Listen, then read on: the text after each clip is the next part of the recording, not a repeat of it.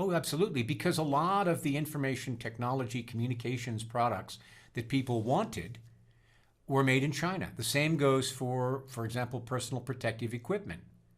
Now, China also needed to import these things, and China's as an import market. Don't forget how important China is as an import market.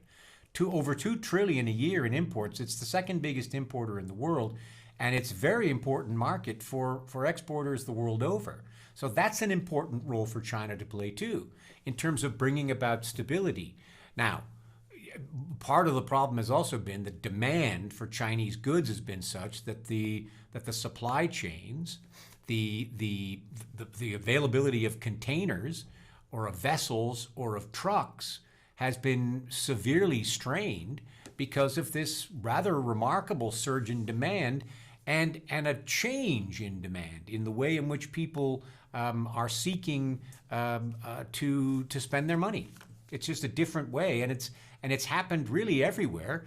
And the pandemic is the one factor that seems to be common everywhere.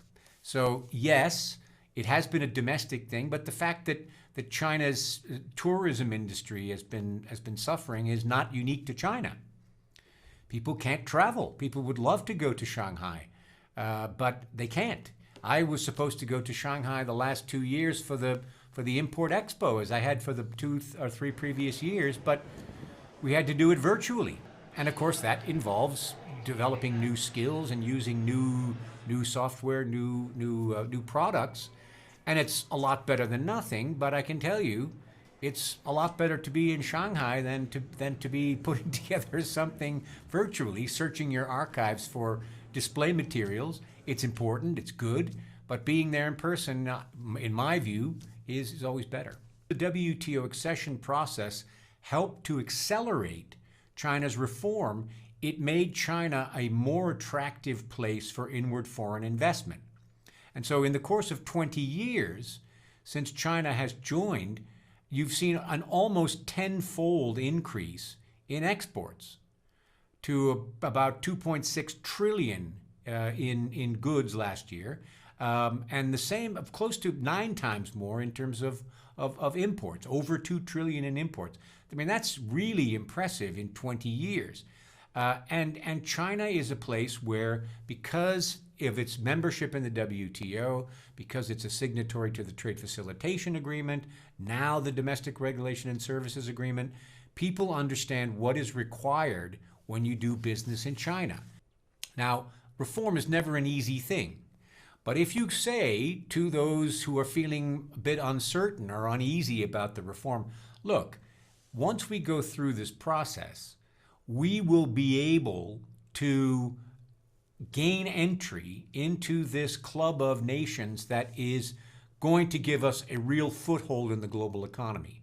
And I remember when I spoke to the chief negotiator, Long Yong-tu, we did an interview in this studio where I sit now, and I said to him, what was your biggest concern? And his biggest concern about the accession was that the smaller Chinese companies would not be able to survive the competition. I remember this being a very common idea people had then.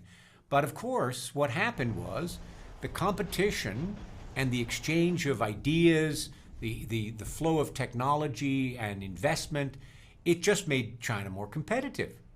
And companies that were worried about competing soon became champions in the global marketplace because of the competition. And I remember the metaphor he used: if you're a basketball player and you're only playing, in your local neighborhood, well, you might become a good player, but you won't know how good you are until you test yourself against the best. And that's what's happened with China, and that's why you now see so many Chinese companies doing so well. It's my own view is it's very hard to imagine that China would have as many globally competitive companies as they do had it not been for the accession to the WTO. Now, the other side of that is how the rest of the world has benefited. China brought down its tariffs to a very large degree, and China's average tariffs for a developing country are very low. In fact, in agriculture, it's a little more than 15%, which is actually a lower average tariff than many developed countries have in agriculture. So And it's certainly, you don't see too many developing countries that have tariffs that low. Well, just that I remember the events of that time as clearly as if they were yesterday. I can't always remember what I had for dinner last night, but I can remember the key moments of China's accession like it was just last week. And it was truly an historic event. And I think that it had a powerful impact on this organization, and I think on China.